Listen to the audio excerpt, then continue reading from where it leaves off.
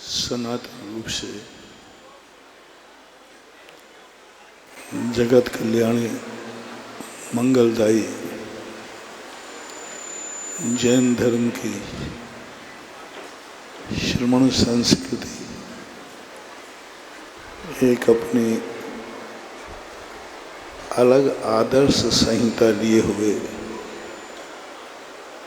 इस दुनिया के अंदर प्रकाश पुंज के रूप में स्थापित है, जिसका ना कोई निर्माता है ना कोई अंत करने वाला है। यह प्रत्येक जीव के अंदर प्रकट होने की शक्ति रखती है। कोई एक ही व्यक्ति इसका अधिकारी हो ऐसा नहीं। जो भी व्यक्ति अपने आचार और विचारों को इस दुनिया से ऊपर उठा लेता है, जिसका विचार दृश्य को नहीं अदृश्य को भी विचारणा में ले लेता है, और जब अदृश्य की विचारणा विचारों में आती है तब उसी तरफ उसके आचरण के कदम बढ़ जाते हैं। उसको बोलते हैं श्रमण संस्कृति। दिगंबर जैन धर्म में एक अपनी इसी आचार संहिता को लेकर चल रहा है, क्योंकि उसके विचारों में वह शक्ति आ चुकी है। वह उसके विचारों का एक ध्येय बन गया है, ध्यान का विषय बन गया है, एक साध्य बन गया है। इसको सिद्ध करने के लिए दिगंबर जैन मुनि अपने जीवन को उस लक्ष्य की तरफ प्रेरित कर देता है। उसी का एक प्रतिबिंब रूप में साधुओं का एक स्थान पर रुकना नहीं होता, क्योंकि साधु उस कण कण की शक्ति को आत्मसात करना चाहता है। साधु उस जगत के कण कण को प्रकाशमान करना चाहता है, जिससे कि वह सारी दुनिया प्रकाश रूप हो जाए। बहुत सारे लोगों का एक प्रश्न होता है कि दिगंबर मुनिराज युग के अनुसार अपना परिवर्तन क्यों नहीं करते, क्यों इतने कष्ट उठाते हैं। पहले जानवरों के वाहन चलते थे इसलिए नहीं बैठते होंगे, आजकल तो सब अचेतन हैं, डीजल से बिजली से चलते हैं। क्यों नहीं इस प्रकार के सड़कें पहले मिट्टी की होती थी, अब पक्की सड़कें हैं, तो क्यों नहीं उपान है, पैरों में छाले पड़ते, जूते आदि का प्रयोग क्यों नहीं करते। क्यों नहीं आज के युग के अनुसार वस्त्रादि को धारण करते, क्यों नहीं करते। ये ऐसे यक्षप्रस्त दुनिया के सामने उठते हैं, वो इसको मात शारीरिक कष्ट समझते हैं, साधु की एक रूढ़ी समझते हैं, एक धर्म की परंपरा समझते हैं। जितने विचारक होते हैं वो धर्म को या धर्म की क्रियाओं को परंपरा समझते हैं। ये इनकी परंपरा है, ये जैनियों की परंपरा है दिगंबर रहना, जैनियों की परंपरा है केशवंश करना, ये जैनियों की परंपरा है नंगे पैर चलना, ये जैनियों की परंपरा है पैदल विहार करना। इसको एक परंपरा के रूप में कह करके अपने मानस के उस उच्चासन से वो नीचे उतार देते हैं। धार्मिक क्रियाओं को आज के जो विचारक होते हैं एक परंपरा मान करके अपने मस्तिष्क से नीचे उतार देते हैं। बोले ये परंपरा है, इस मंदिर की ये परंपरा है, इन साधुओं की ये परंपरा है, समाज की ये परंपरा है, जब किसी क्रिया पर परंपरा का टाइटल लग जाता है तो वह मूल्यहीन हो जाती है। परंपरा का जब टाइटल लग जाता है तो प्रभाव शून्य हो जाता है। सामने वाला उससे आकर्षित नहीं होता, वो कहता वो इनकी परंपरा है, उसको आंदोलित नहीं होता, वो एक नई चीज को स्वीकार नहीं करता। और आज सबसे ज्यादा धर्म करने वालों ने अपनी हर क्रिया को एक परंपरा का रूप ले लिया। हमारे मंदिर की परंपराएं हैं, हमारे परिवार की परंपराएं हैं, हमारे महाराज की परंपराएं हैं, हम जैनियों की परंपराएं हैं, हम अदर लोग कहते हैं हमारी परंपराएं हैं। ये परंपराएं जो वकील के फकीर बनने की आदतें हैं, इससे तुम कुछ नया नहीं पा पाओगे और कुछ मूल्यवान चीज खो दोगे, बहुत मूल्यवान चीज तुम खो दोगे, क्योंकि तुम्हारी दृष्टि में आती है कि ये इनकी परंपरा है कि ये दिगंबर रहते हैं, ये इनकी परंपरा है। 99% लोग कहेंगे भाई दिगंबर मुनि दिगंबर क्यों होते, वो इनकी परंपरा। हर चीज को परंपरा में डाल दिया। अब जब कोई चीज परंपरा में डल जाती है तो जीवन को आंदोलित नहीं कर पाते। आज का युवा वर्ग क्यों प्रभावित नहीं होगा? क्योंकि वो जान रहा है ये सब परंपराएं हैं। परंपरा सत्य हो, परंपरा एक विचारात्मक हो, परंपरा सदा अंधी होती है। परंपरा में सामने वाला कुछ विचार नहीं कहता, बोलते मेरे पिताजी करते थे बस, इससे ज्यादा मैं कुछ नहीं जानता। मेरे महावीर स्वामी दिगंबर थे, बस इससे ज्यादा मैं कुछ नहीं जानता। समस्त शून्य हो गया, ज्ञान शून्य हो गया, विचार हो गया, सब कुछ सोचने के रास्ते बंद हो गए, क्योंकि उसने एक शब्द कह दिया, आप दिगंबर क्यों हैं? बोले हमारे महावीर स्वामी थे, वो थे इसलिए हम हैं, बाकी हमें और कुछ भी मालूम नहीं। हमारे महावीर स्वामी जैन मंदिर जाते थे, हम जाते हैं। हमारे पूर्वज इस मंदिर में जाते थे, हम जाते हैं। हमारे पूर्वज दिगंबर मुनि को गुरु मानते थे, हम मानते हैं। अब दूसरा कहेगा ठीक है तुम्हारी परंपराएं है, हमारे बाप की परंपरा दूसरी है, तुम अपनी बाप की परंपरा पे चलो, हम बाप की परंपरा, सबकी बपोतियां हो जाएंगी। परंपरा जब बन जाती है तो बपोतियां हो जाती हैं कि बाप की परंपरा है, गुरु की परंपरा है, भगवान की परंपरा है, मंदिर की परंपरा है, ये सारी परंपराएं बपोतियां बन जाती हैं। और जब किसी चीज़ की बपोती बन जाती है तो पड़ोसी फिर उससे क्यों प्रभावित होगा, क्योंकि वो तो बपोती है। हमें थोड़ा इससे ऊपर उठना है, समझना है, और वो समझना है कि ये परंपराएं नहीं हैं, ये जिंदगी का सत्य है, ये प्रकृति का सत्य है, ये वस्तु का सत्य है।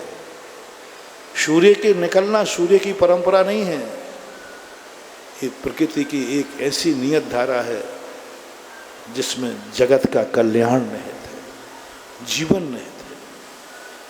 प्रकृति के जो परिवर्तन है ये परंपरा नहीं, परंपरा यदि मान लेंगे कि ठीक है बरसात में बरसात होती है, ये प्रकृति की परंपरा। गर्मी में गर्मी पड़ती है, प्रकृति की परंपरा है। सर्दी में सर्दी पड़ती है, प्रकृति की परंपरा है। सूर्य पूरब से निकलता है, प्रकृति की परंपरा है। संध्या को ढल जाता है, प्रकृति की परंपरा है। यदि ये परंपरा में ढाल देंगे हम प्रकृति को शोषण कर लेंगे, हम प्रकृति को मिटा देंगे। प्रकृति के प्रति हमारा इतना विद्रोह भाव हो जाएगा, इतना विद्रोह भाव हो जाएगा कि प्रकृति हमारे विद्रोह से हमारे लिए विद्रोही हो जाए। आज प्रकृति की हम कोई केयर नहीं कर पा रहे कि सूर्य का निकलना परंपरा नहीं है, सूर्य का निकलना सारे जगत को अंधेरा मिटाना है। कितना अंतर आ गया। प्रकृति का सूर्य पूरब से निकलना परंपरा है, टूटी है, परंपरा है, नियम है। और थोड़ा सोच बदल दो, परंपरा है सूरज पूरब से निकलेगा तो इतने बजे निकलेगा, ये परंपरा है। हमें उसके प्रति कोई श्रद्धा भाव नहीं जागेगा, क्योंकि उसकी परंपरा, वो तो निकलेगा। और जैसे ये भाव जाग जाए, सूर्य की परंपरा नहीं, सूर्य इसलिए निकलता है कि सारे जगत का अंधकार दूर हो जाए, अपने आप उपकार से मस्तक झुक जाएगा और नमन हो जाएगा, उपकारी हो जाएगा। परंपरा उपकारी नहीं होती, लेकिन जब उसके उपकार को देखा कि नहीं, प्रकृति की परंपरा नहीं है, प्रकृति ने अंधकार मिटाने के लिए सूर्य को उदित किया है, हम उपकार से भर जाए।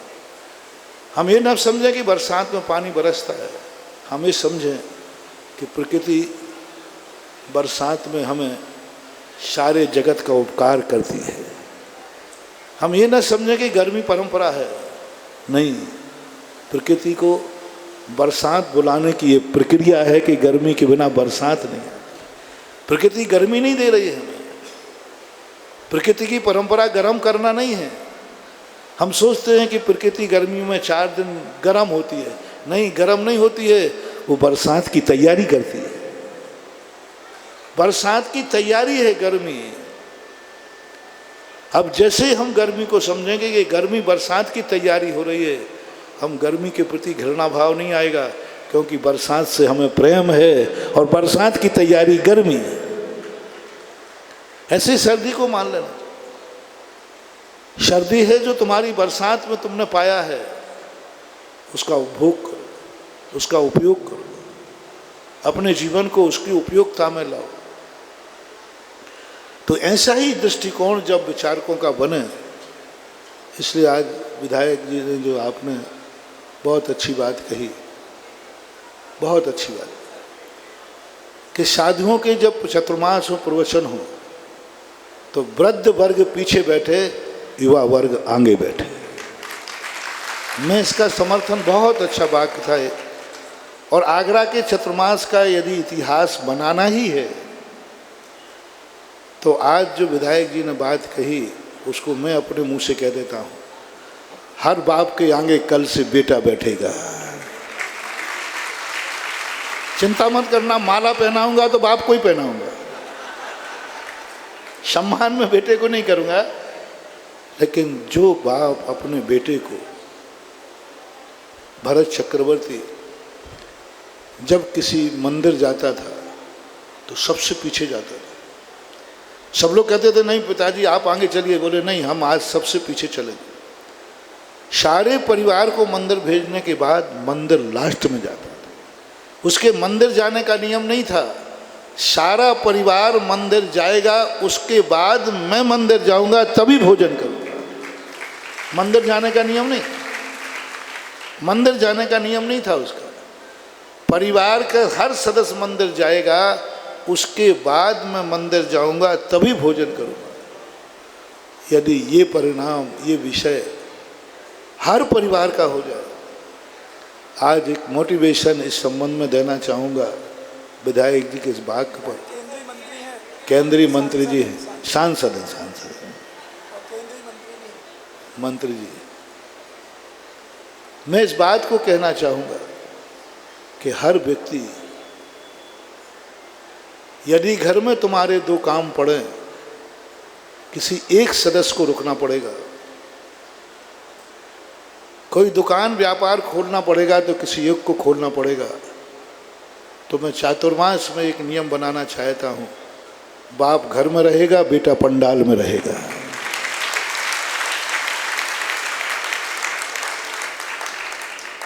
उससे कहा पापा आप जाइए ना, बोले नहीं ये महाराज कुछ अलग क्वालिटी के, आप जाओ, बड़े लोगों का काम, हम लोगों का काम नहीं। पूज्य आचार्य गुरुदेव विद्यासागर महाराज ने यही तो किया है। उन्होंने आगे बूढ़ों को नहीं किया, उन्होंने आगे जवानों को किया। उसी का परिणाम है कि आज बाजार में पूरे देश में दिगंबर जैन जवान साधु तुम्हें देखने में मिलते, बाल ब्रह्मचारी साधु देखने में मिलते। ये साधु का आचार्य पूज्यवर का एक बहुत बड़ा सोच था। जहाँ बूढ़े खड़े रहते वहाँ आचार्य से नहीं पढ़ाए जाते थे, और जहाँ बूढ़े पीछे रहते हैं और जवान खड़े रहते थे वही आचार्य की विधि होती थी, वही विधि। और पहले होता था कि बच्चे लोगों को तो कहते लाठी पकड़ कुत्ते भगाना, और दादा दादी पढ़ा करके हार दे देते थे, तो अपन ने वो भी देखा है। धर्म के कार्य में, मंदिर के कार्य में, साधु की संगति कार्य में युवाओं को आगे करना। यदि सासू और बहू में से किसी एक को रोटी बनाना पड़े घर में उसी समय, पहली बात तो है कि कल से आगरा में रोटी 8 बजे के पहले बनेगी या 9:30 बजे के बाद बनेगी, और इसके बीच में यदि बनेगी तो वो रोटी नुकसान करेगी, ये ध्यान रखना।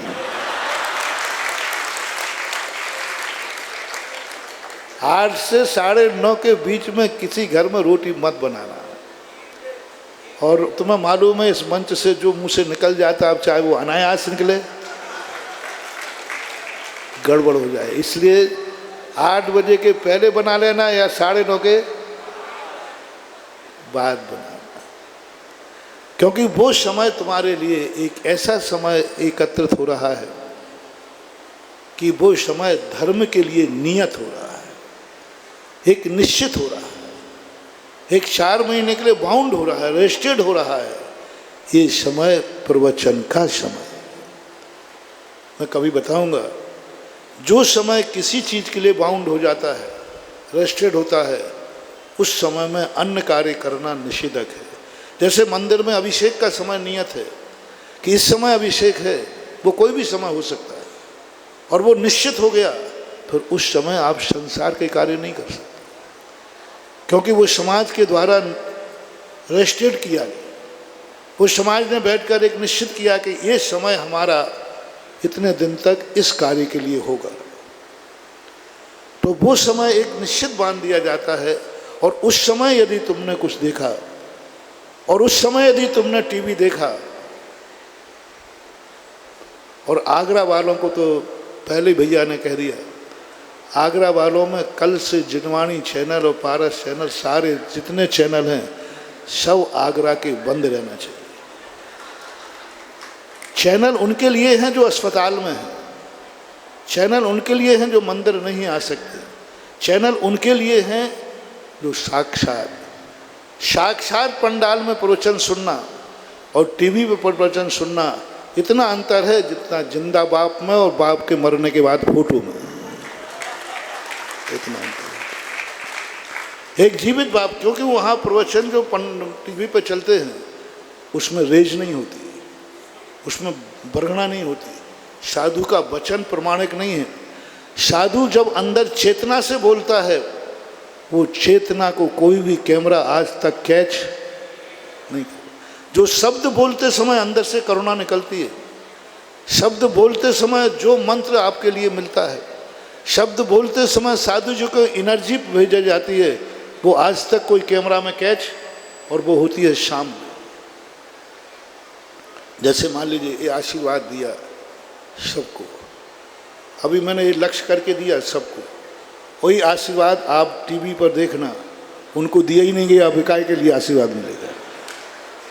सामने बैठ करके जो होती है, दूसरा उदाहरण मैं देता हूँ, मंदिर में बैठा हुआ भगवान और उसी मंदिर में के भगवान की फोटो, दोनों में कितना अंतर है।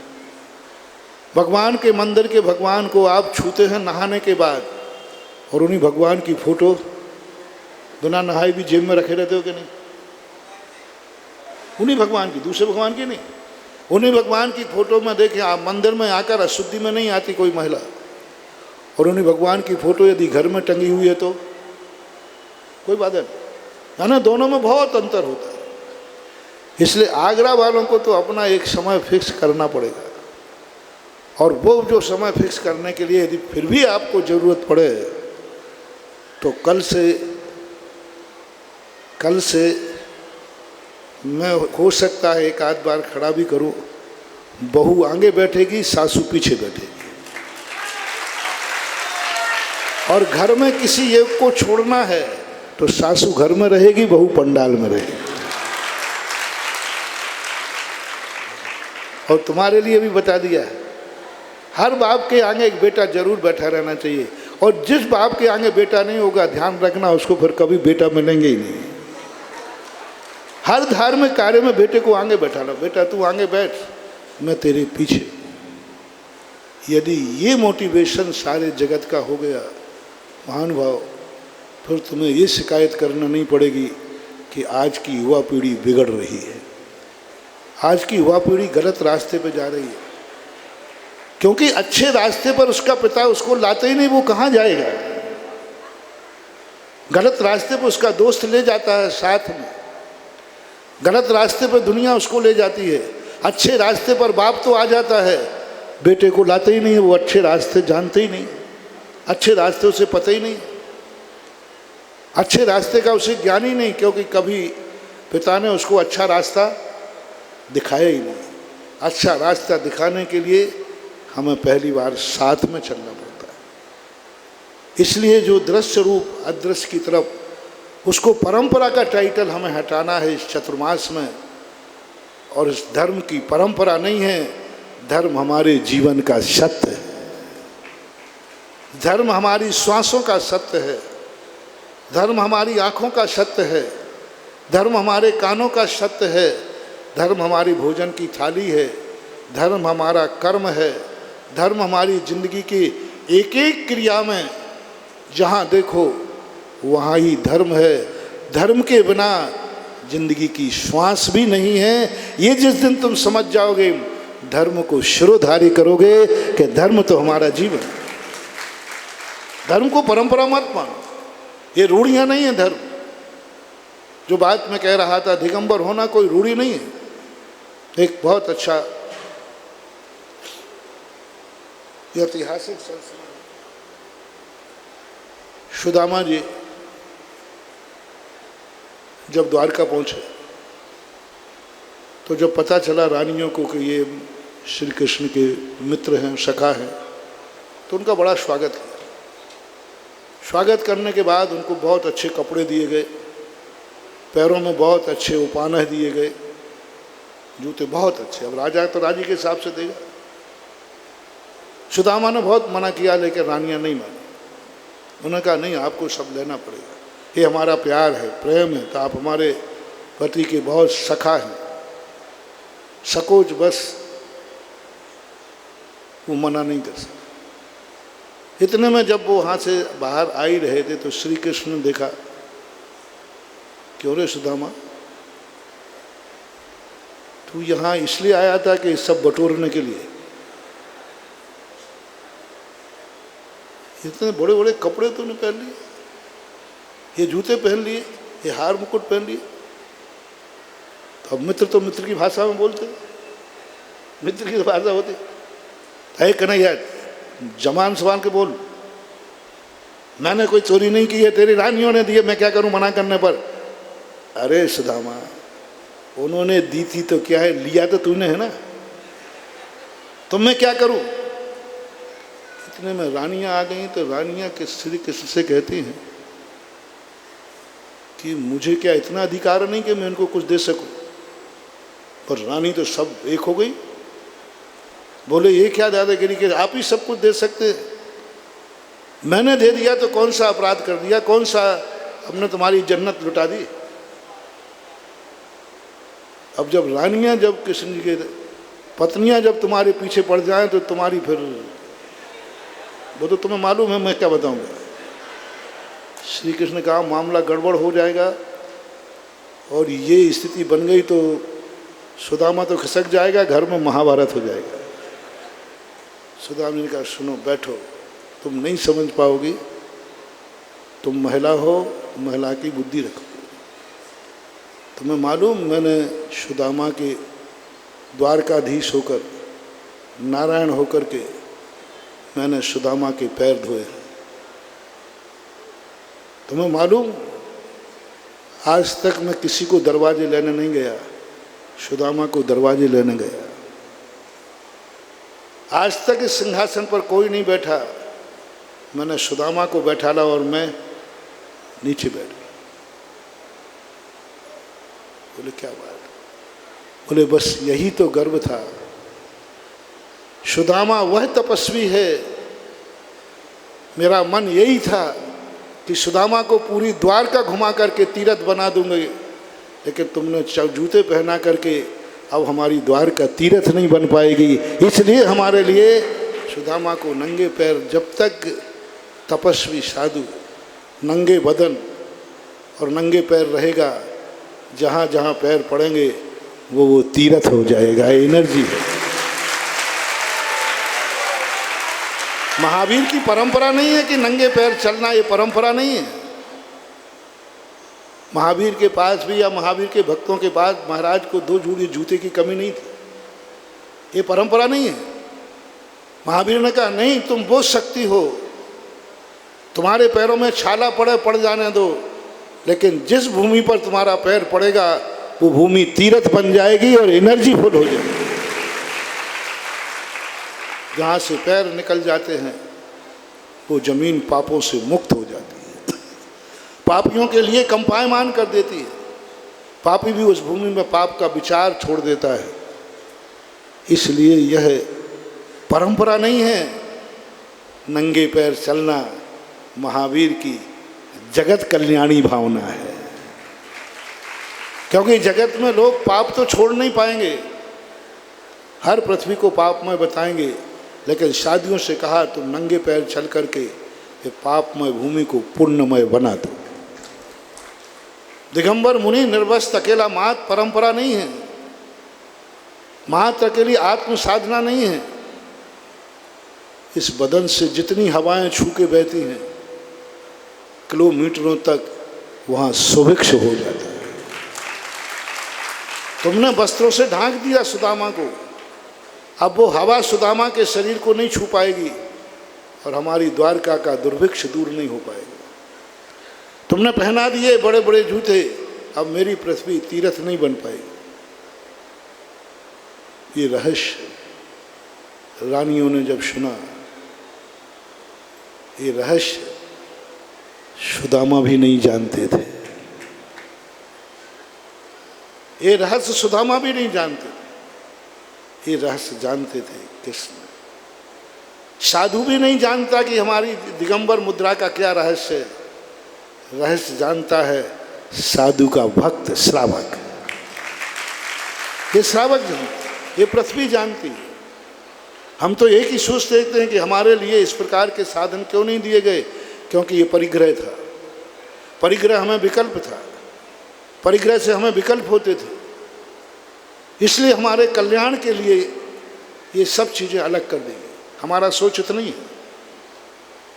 कि पैर जूते पहनने से हिंसा होती है, हमें जीव का पता नहीं चलता, परिग्रह का दोष आता है, हमें विकल्प आएगा, मोक्ष मार्ग में बाधक बनेगा। हम इतना ही सोचते हैं, बस इससे ज़्यादा नहीं सोचते, क्योंकि हमें इतने सोचने के बाद हमें कुछ सोचने को दिया ही नहीं। अप्यदीपो भव, अप्यदीपो भव। लेकिन जब परान्मुखी होता है साधु, और जब तुम्हारे पक्ष से हम सोचते हैं, तुम्हारी तरफ से जब सोचते हैं, तब मुझे लगता है कि इस प्रकृति ने साधुओं को जो साधना दी है वो स्व कल्याणी ही साधना नहीं है, ये जगत कल्याणी साधना है। इसलिए जगत का हर क्रिया में जगत का कल्याण छुपा है। तुम समझते हो साधु आहार को उठता है, ये मेरा सोच है, ये मेरा सोच है, क्योंकि मैं रत्नत्रय का पालन करता हूँ और इस शरीर की रक्षा के लिए मैं आहार को उठता हूँ। लेकिन ये श्रावक का सोच नहीं। जब मैंने श्रावक की आचार संहिता पढ़ी तो बहुत मुश्किल लग रहा। मैं हमारी संहिता जब हमने पढ़ी तो उसमें लिखा था साधु को आहार को इस विधि से उठना चाहिए, क्योंकि उनको रत्नत्रय का पालन करना है, अपनी आत्म साधना करना है। लेकिन जब हमने श्रावकाचार पढ़ा, वहाँ कहीं मेरा नाम ही नहीं था, नाम ही नहीं था। वहाँ कहीं नहीं लिखा कि साधु अपनी साधना के लिए आहार करता है। हर श्रावकाचार में लिखा साधु जब भी उठता है किसी श्रावक का कल्याण होता है। आत्म कल्याणी भावना नहीं, पूरे श्रावकाचारों आत्म कल्याण का कहीं नाम ही नहीं दिया कि साधु अपनी कल्याण के लिए आहार करे। वो तो ये कहता है कि नहीं, उनका नहीं, ये तो है ही नहीं, वो तो बिना आहार के भी कल्याण कर लेंगे। लेकिन साधु यदि आहार को नहीं उठेगा तो जगत का कल्याण कैसे होगा, श्रावक का। जब ये दृष्टिकोण इसमें आ जाएगा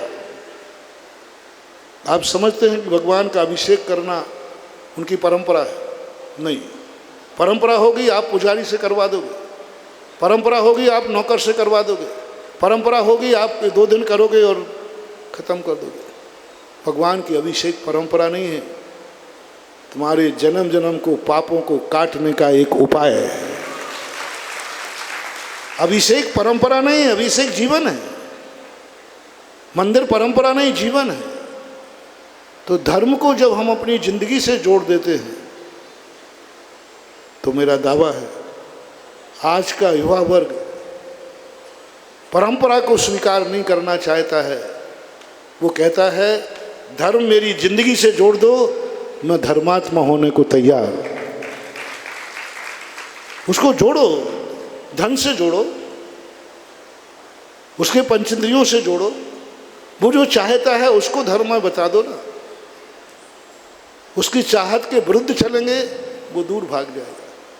उसकी चाहत में यदि हम धर्म मिला देंगे वो चाट करके खा जाएगा। चाहत में मिलाओ धर्म। तो आज वर्तमान में इस भौतिक युग में सबसे बड़ी चीज़ लोगों की जो धारणा बन गई है, धर्म एक परंपरा है, एक रूढ़ी है, एक चला आया हुआ एक विषय है। वो नहीं, इसको जीवंत करना है। और इसी का परिणाम स्वरूप आज दिगंबर साधु, जो मैंने कहा मुझे तो एक स्थान पर भी मैं अपनी ज़िंदगी निकाल सकता हूँ और मेरे चाहने वाले तो बहुत हैं। यदि आज मैं घोषणा करूं कि अब आगरा के ज़िंदगी में हम आगरा से अब बाहर नहीं जाएंगे तो आगरा वालों का क्या प्रस्ताव है?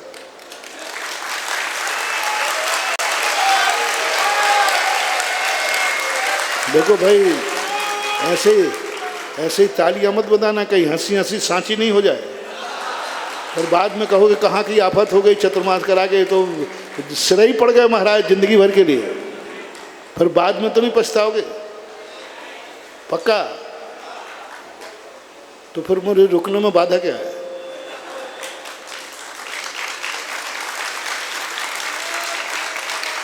जब तुम पछताओगे नहीं, जिंदगी भर अभाग्य मानोगे, तो फिर मुझे रुकने में बाधा क्या है? बोलो, रुकने में बाधा क्या है?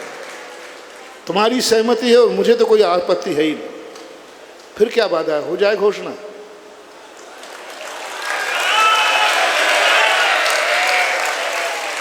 हो जाए ना।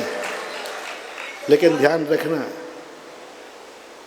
यही बात झांसी वालों ने भी कही थी। यदि ये घोषणा वहां हो जाती तो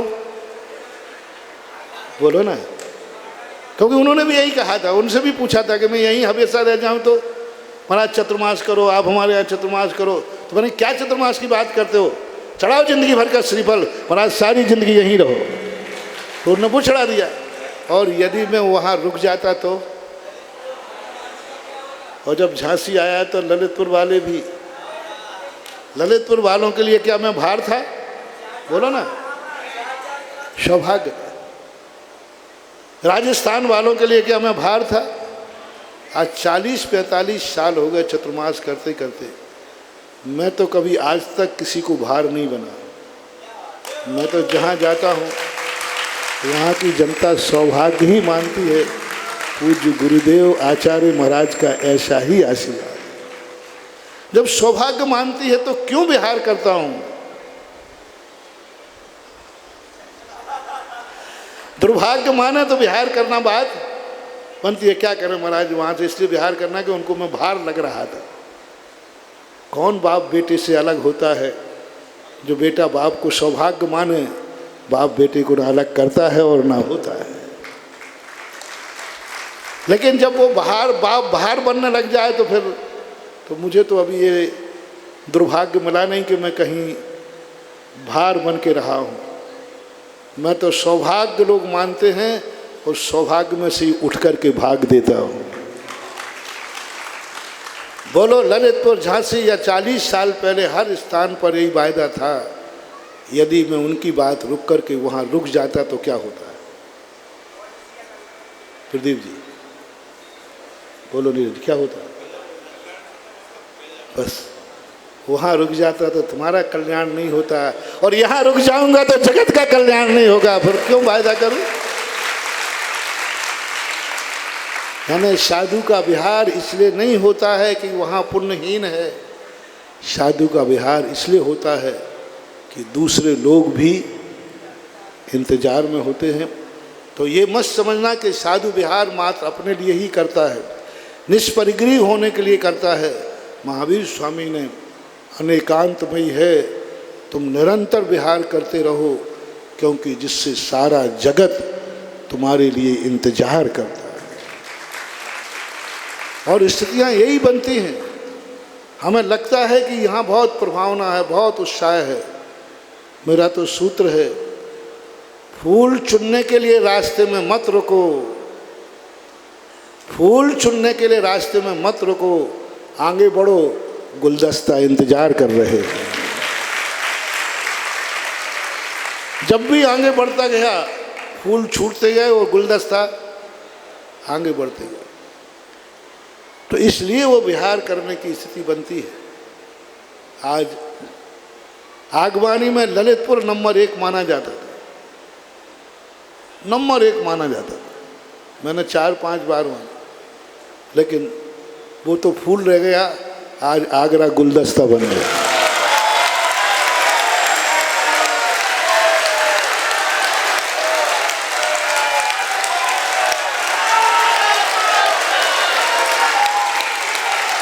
मैंने पहली आगवानी देखी, 2 दिन हो गए आगवानी कराते कराते। आगवानी एक ही दिन होती है।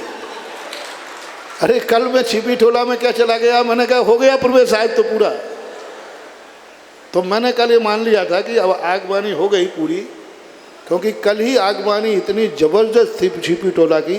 तो मैंने कहा आगवानी हो गई, बस ख़त्म बात हो गई। मैंने कहा सुबह मैं शांति से छिपी टोला घंटे आधे घंटे में पहुंच जाऊंगा।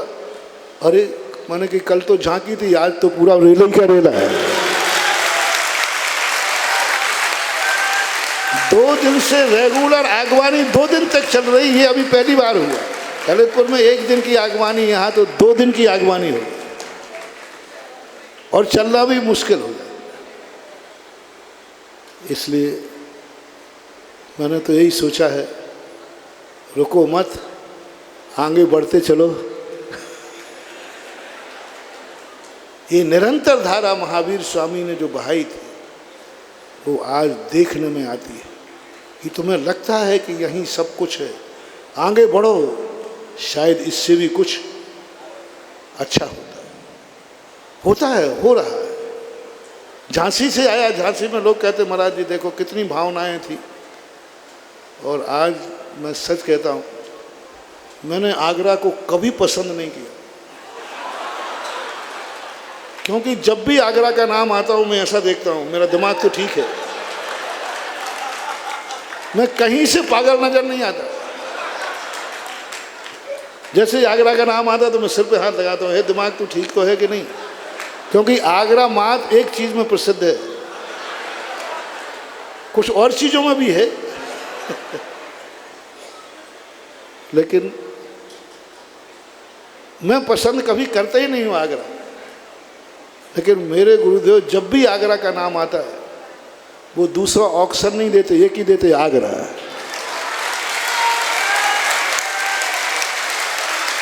पिछली बार जब यहाँ पर पंचकल्याणक महोत्सव था, वो भी 93 या 4 का बात है, हाँ, तो ललितपुर में था। तो मेरा बिल्कुल भी मन नहीं था, और मुझे बड़ी खुशी हुई थी कि हमारे ज्येष्ठ महाराज क्षमा सागर जी को निर्देश मिले। तो मैंने कहा चलो बलाय टली। उधर आचार्य श्री का आदेश आया, रामटेक में महाराज थे, विराजमान थे, निरंजन लाल जी बनर्जी। आचार्य श्री ने कहा है ललितपुर से सुधा सागर जी को भी ले जाओ। तो मैंने कहा ऐसा क्या पंचकल्याण के जो 2-2 गोसंग करेंगे, एक संग काफ़ी है। तो मैंने निषेध किया कि महाराज जी जरूरत क्या है, वहाँ एक पंचकल्याण के महाराज जा रहे हैं, कर लेंगे। बोले नहीं नहीं, आगरा तुम्हें जाना है, हमने दोनों का आशीर्वाद दिया है। अब उन्होंने दोनों का आशीर्वाद दिया तो मेरी क्या औकात कि मैंने दोनों का आशीर्वाद दिया, वहाँ आ गए। हमें हर साल 2-4 नाम मिलते हैं, कि ये देख लेना, ये देख लेना, ये देख लेना। इस बार एक ही नाम सबसे पहले उनके मुंह से निकला, आगरा। मैं तो इसलिए नहीं बताया था, ये थे झांसी में जब बताया तो मैंने इसलिए बताया क्या पता मैं पहुंच पाऊँ या नहीं पहुंच पाऊँ। तो मुंह से निकलने के बाद गड़बड़ तो हो जाता है, इसलिए उत्तर प्रदेश बीच में मध्य प्रदेश घुमाई फिरी भाषा अनुभव वचन बोल रहा था, लेकिन आचार्य श्री के मुख से सीधा निकला आगरा। मैंने मना किया कि महाराज जी 250-240 किलोमीटर है और अब वो उम्र थोड़ी है और अब इतना कैसे चल पाऊंगा, और शुल्लक जी हमारे वैसे ही पेशेंट है। तो मैंने कहा इनकी आड़ में मैं बच जाऊंगा, तो उनका इलाज इन आचार्य श्री ने बता दिया। मैंने कहा अब मेरा इलाज मेरे फिर भी थोड़ी सी इतनी स्पीड नहीं है। बोले तुम्हारा इलाज तो हमारा आशीर्वाद है। मतलब मैंने थोड़ा सा बहाना बनाया कि भाई शक्ति नहीं है, और था भी कोई कम थोड़ी था ना। 240 किलोमीटर 20 तारीख को चला था, और आज कितनी है? वहाँ झांसी से यहाँ पैदल आना बहुत बड़ा मायना था। मुझे तो उम्मीद नहीं थी, मैंने तो सोच लिया था कि आचार्य श्री ने कहा जरूर है, लेकिन इस बार शायद आचार्य श्री की आशीर्वाद पूर्ण नहीं कर पाऊँगा। तो मैंने कहा था कि महाराज जी नहीं पूर्ण कर पाया तो बोले तुम पहले चलो, फिर बाद में बीच में देखूँगा। मतलब जहाँ तुम्हारी गाड़ी रुकी फिर मैं देखूँगा, क्योंकि उन्हें मालूम था कि देखना फेंकना कुछ नहीं है, एक बार कदम तो उठाओ सीधा आगरा में रुकेगा।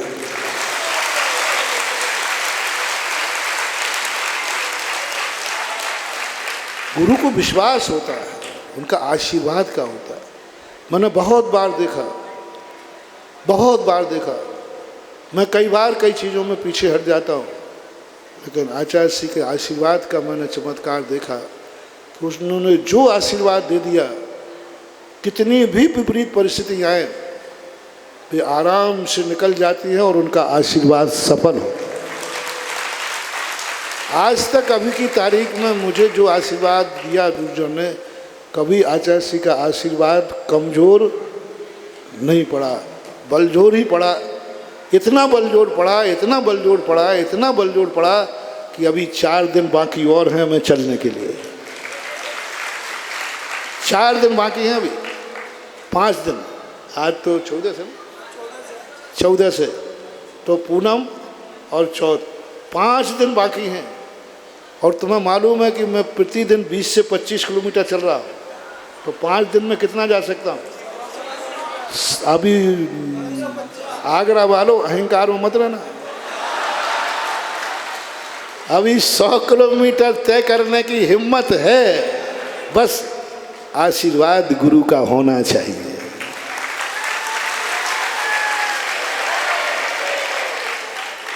तो गुरु महाराज का जरूर आगरा के प्रति कुछ लगाव है। मैंने आज बहुत कम देखा है। 2 साल पहले यहाँ एक ही संघ के, हमारे संघ के 2-2 चतुर्मास करा दिए। अरे मैंने कहा क्या आगरा वालों पर, हमारे महाराज थे ना वीर सागर महाराज जी, प्रणम्य सागर महाराज जी आदि संघ थे, 2 संघ थे, 2 के करा दिए। मैंने कि वाह, आगरा वालों पर फिदा हुए तो इतने। चलो हमने क्या करा दिए, अब तो 10-5 साल के लिए गए। 2 साल बाद फिर उनके दिमाग में आ गया आगरा।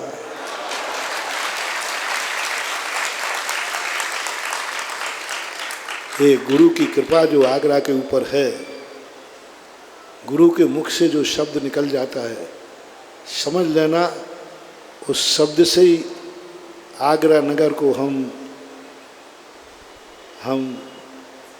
पागल खाने का आगरा नहीं कहेंगे। अब जिसका नाम गुरु के मुख से हो वो पागल नहीं है, लेकिन पक्का पागल है। पापम गालयतीति पागल है, जो पापों को गलाता है उसका नाम पागल होता है। तो ऐसा आपका एक सौभाग्य मिला, और रास्ता भी तय हो गया जो असंभव जैसा दिख रहा था, और गुरु की कृपा जिस पर हो जाती है, शक्तिहीन भी शक्तिमान हो जाता है। और जो आज आप लोगों का उत्साह देखा, मुझे तो ये उत्साह नहीं दिख रहा था, लेकिन आचार्य श्री को जरूर दिख रहा है।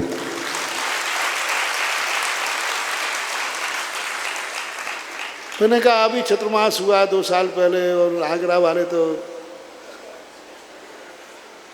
लड़ते भिड़ते रहते हैं, ग्रुपबाजी बहुत होती है, क्या करूँगा, ग्रुपबाजी बहुत होती है। यहाँ ग्रुप बहुत है। अरे समाज में तो छोड़ो, यहाँ तो घर घर में भी ग्रुप है। लेकिन कुछ परिवार ऐसे हैं, आज प्रदीप जी जो बोल रहे थे, मुझे क्या मालूम कि प्रदीप जी इतना अच्छा बोल पाते, नहीं तो मंच संचालक में प्रदीप को ही कहता, मनोज से कहता बैठ जा भाई तू भी। जिस भावना से प्रदीप जी बोले बहुत अच्छा है। और इनके परिवार की, पहले जब मैं आया था तो एक आगरा में एक परिवार की प्रशंसा सुनता था, बेनाडा परिवार की। इस बार आया तो दूसरे परिवार की प्रशंसा सुन रहा हूँ, PNC। क्या ना, जब मैंने एक संस्मरण सुना कि ये चारों भाई जो रहते हैं, इनके बेटों में बड़ा कमाल है। इनके भाई के एक बेटे ने स्कूल में पूछा कि भाई तुम कितने भाई हो? तो उन्होंने कहा 7 भाई।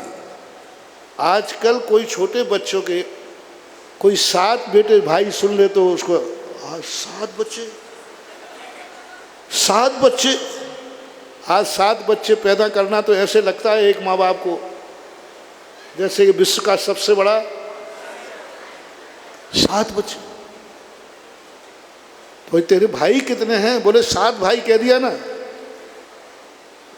उन्होंने घर लगाया कि बोले भाई इस बेटे के बाप 7 बेटों का बाप है क्या?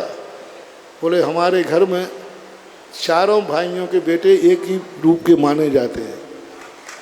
यानी उस छोटे बच्चे ने ये नहीं कहा, उसके पिताजी के ओरिजिनल तो 2 ही बेटे थे, एक बिटिया थी एक बेटा था, लेकिन फर्स्ट एंड फन पूछने पर उसने 7 भाई शब्द निकाला।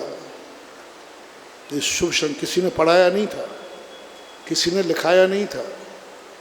अनायास एक छोटे बच्चे से स्कूल में पूछ ले कोई मैडम के 7 भाई है, समझ लेना उस घर का आदर्श क्या होने का। 7 भाई कह दिया, यानी उसने अपने भाई तो 2 ही हैं, लेकिन ताऊ के चाचा के सब भाइयों को महानुभाव। सारी दुनिया से मैं कहना चाहता हूँ, जहाँ एक खून हो वहाँ सब एक भाई हो, यही स्थिति होना चाहिए। और ये रूप ऐसा होना चाहिए दुनिया में। थोड़ी थोड़ी सी बातों को लेकर के हम खून के विद्रोही हो जाते हैं, ये हमारे धर्म के संस्कार नहीं कहलाते। धर्म के संस्कार तो ये हैं कि पड़ोसी का खून भी हमारा भाई हो जाए, ना हो सके तो कम से कम हमारा खून तो हमारा भाई रहना ही चाहिए। आज आपका जो भी होने वाला है, अब वो होगा कि नहीं मैं कल बताऊंगा। ब्रह्मचारी ने तो घोषणा कर दी कि चतुर्मास की कल स्थापना है, मैं तो नहीं करूँगा। मुझे तो अभी 100 किलोमीटर जाने की, अपनी छूट का अपन क्यों बंधन में डाले? अरे कल से बंधेंगे, आज क्यों बंधे? कल बंधेंगे ना जब हम बैठ जाएंगे। पर बंधन का तो पहले से ही, चलो कोई बात नहीं, कल शादी होना है, आज सगाई हो गई। होता ना पहले कोई कार्यक्रम तो पहले हो, लेकिन सगाई में मुद्रिका बदल जाती है कई बार।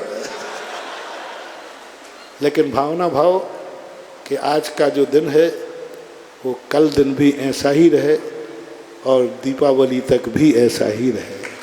ऐसी भावना भाव बहुत उत्साह। ये आगरा का चतुर्मास है, हरि पर्वत का नहीं है। ये आगरा का चतुर्मास है, छिपी टोला का नहीं है। ये आगरा का चतुर्मास है ईदगाह का नहीं, ये आगरा का चतुर्मास है किसी संस्था का नहीं। मुझे आगरा दिया है, आगरा कहाँ है मुझे वहाँ भेज दो। आगरा कहाँ है वहाँ जाना है। आचार्य श्री ने बिल्कुल नाम नहीं लिया हरि पर्वत का, शिविर उन्होंने आगरा कहा है। आगरा कहाँ है वहाँ हमारा चतुर्मास करना है, गुरु आज्ञा। आगरा कहाँ है?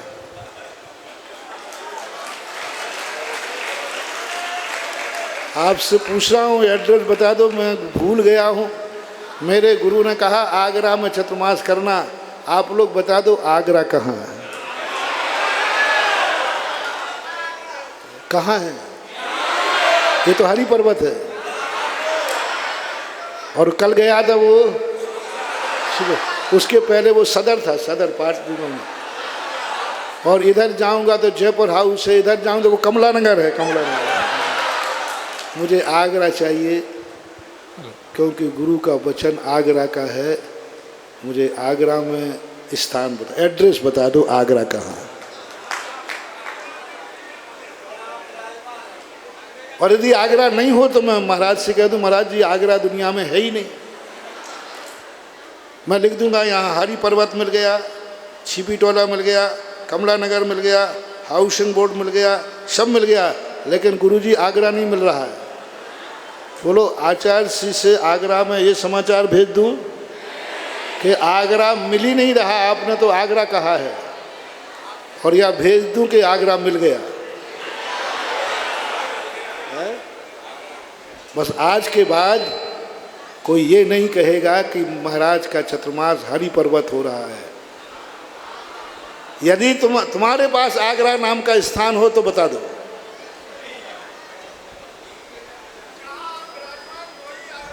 बस एक आवाज आ गई, आगरा नाम का स्थान बताओ। पहले तुम्हें मौका दे रहा हूं, जहां तुम आगरा से बताओगे ये स्थान आगरा के नाम से जाना जाता है, मैं चतुर्मास वहीं स्थापित करूं। तुम्हारे ऊपर छोड़ रहा हूँ। कोई भी व्यक्ति आगरा का स्थान बताए, ये आगरा पर्टिकुलर आगरा ए है, उसका दूसरा नाम नहीं होना चाहिए, वो आगरा नाम से जाना जाता हो। है एक स्थान है, एक स्थान है रेलवे स्टेशन, वहां लिखा रहता आगरा।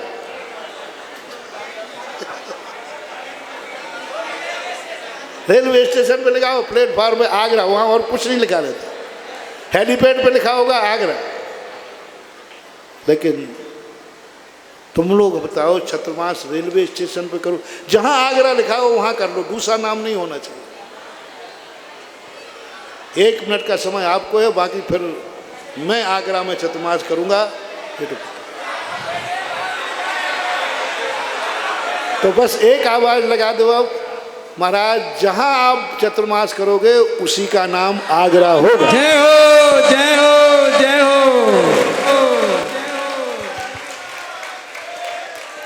जहां अब ये चतुर्मास हरि पर्वत का नहीं है, आगरा एमडी कॉलेज का नहीं है, छिपी टोला का नहीं है, और कहीं का।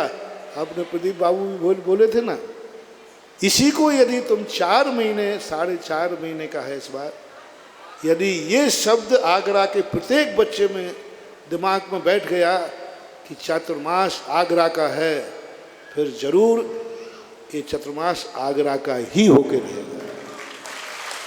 मेरे चतुर्मास की चिंता मत करो, मेरे चतुर्मास तो सारी दुनिया ने देखे। कौन सा चतुर्मास है? 80 से 80 से कर 41 चतुर्मास मेरी सारी दुनिया ने देखे हैं। अब मेरा चतुर्मास क्या देखेंगे बुढ़ापे में? अब तो लोग चतुर्मास देखेंगे कि आगरा का चतुर्मास कैसा है, मेरा नहीं। मेरे चतुर्मास तो सारी दुनिया ने देखे कैसे होते। आगरा वाले बताओ मेरे चतुर्मास कैसे होते। अब आगरा का चतुर्मास कैसे होगा ये आपके हाथ में। मेरा तो ठाठ से होता है, बाट से होता है, बहुत शानदार होता है मेरा। एक भी चतुर्मास में मैं कभी अपने आप में किसी भी रूप में हीनता महसूस नहीं की। चतुर्मास साधु के नाम से नहीं जाना जाता, चतुर्मास वहाँ के नाम से जाना जाता। ललितपुर का चतुर्मास, अरे कहो ना सुधा सागर का चतुर्मास, नहीं नहीं, क्या बोलोगे? महाराज को गायब कर देते। ललितपुर का चतुर्मास शाही हुआ, फलाने स्थान का चतुर्मास ऐसा हुआ। अरे मेरा चतुर्मास कहो, ये बोलो ना। नहीं नहीं नहीं, है ही नहीं मेरा चतुर्मास, तो कहोगे कैसे? क्योंकि शान किसकी बढ़ती है? मान किसका बढ़ता है? समाज का। बिगड़ जाए तो अपमान किसका होता है? समाज का। इसलिए ये चतुर्मास मेरा नहीं, ये चतुर्मास आगरा का है। और आप लोग कहाँ के हो? कितने लोग हैं आगरा के? बस तुम्हारा चतुर्मास तुम जानो, मैं फ्री हूँ। ये सांप है, ये लाठी है, अपनी 14 से तुम जानो। अब तुम्हारा काम जाने कि आगरा का चतुर्मास कैसा करना है, कैसा होना चाहिए, क्या स्थिति बनती है। आज में से भी 14 है। अब सारे लोग अपने विचार के कलश स्थापन भी है। और कई लोग पूछ रहे हैं, कह रहे हैं महाराज जी इतना बड़े चतुर्मास का क्या होगा? अरे मैंने कही भाई अभी तुम्हारे विवाह हुआ है, छोकरा हुआ ही नहीं और पूछ रहे हो कि छोकरा डॉक्टर बनेगा कि इंजीनियर बनेगा, क्या बनेगा? अरे भाई पहले चतुर्मास बैठ जाए। और अभी तक तो चतुर्मास खाली गया नहीं, कुछ ना कुछ इतिहास बना है, तो आगरा क्या रह जाएगा? लेकिन वो सब निर्णय, क्योंकि मैं चले चतुर्मास में मेरा कोई एजेंडा नहीं होता, चतुर्मास का मेरा कोई एजेंडा नहीं होता। फिर से बोल रहा हूँ, चतुर्मास का मेरा कोई एजेंडा नहीं होता। और दिवाली पे जब खुलता है तो सबसे बड़ा एजेंडा यहीं का निकलता है ना। मेरे कोई कार्यक्रम नहीं है और इतने कार्यक्रम हो जाते हैं कि चातुर्मास भी कम पड़ जाता है। तो वो फैसला आपके ऊपर है, मेरा तो कोई एजेंडा नहीं है। मेरा तो चतुर्मास स्थापन आगम की आज्ञा और गुरु की आज्ञा होने से एक स्थान पर अपने साधना का चयन करते हैं। आज आगरा के पास इतना सब है, माँ थोड़ा बहुत यदि कोई योग्य है तो यही स्थान दिख रहा है, और तो हमें कुछ दिखा नहीं इतना है। फिर सारे आगरा वालों को भी सुविधा पड़े, बाहर वालों को भी सुविधा पड़े। अब बाहर वाले देख लो, आगरा वाले तुम्हारा क्या हाल करेंगे, क्योंकि मेरी दृष्टि में नहीं, आप लोग इसको पागल नगरी बोलते हैं। इसलिए बाहर के लोग आवें तो रेबीज का इंजेक्शन भी साथ लावें। और ऐसी भावना करो कि आज के बाद जो आचार्य श्री के मुख से शब्द निकला है वह इतना अच्छा हो जाए कि लोग आगरा को पागल खाना नहीं, तीर्थ के नाम से जानने लग जाएं कि आगरा तीर्थ भी है, एक तीर्थ भी है। और तीर्थ के नाम से जब कोई आता है उसकी भावना अलग होती है, और नगर के नाम से आता है उसकी भावना अलग होती है। आज इतने ही कह कर के, और आज हम लोगों का भी, अब कल पूर्णमासी है, कल तो और रेलम पिल बहुत हो जाएगा, दिन भर की मेहनत हो जाएगी। इसलिए आज हम लोगों ने यही सोचा, आज हम लोगों का 14 भी है, बैलेट चतुर्मास स्थापना दिन तो आज ही है, तो आज हम लोगों का उपवास रहेगा। और बैलेट चतुर्मास का दिन आज ही है, बैलेट, वो तो 4-5 दिन तो आपातकाल के लिए छूट दिए हैं। इसलिए वैसे यदि कल शाम को आ जाता तो स्थापना आज ही हो जाती। कल थोड़ा सा बीच में एक दिन का विघ्न जरूर आ गया, इसलिए लेट हो गया। बाकी 30 तारीख को यहाँ आ जाते तो आज एक है ना, 2 तारीख है, 2 को विराजमान हो जाते, फिर भी कोई बात नहीं। कल 3 को अपन शुभ स्थापना करेंगे। महावीर भगवान की जय।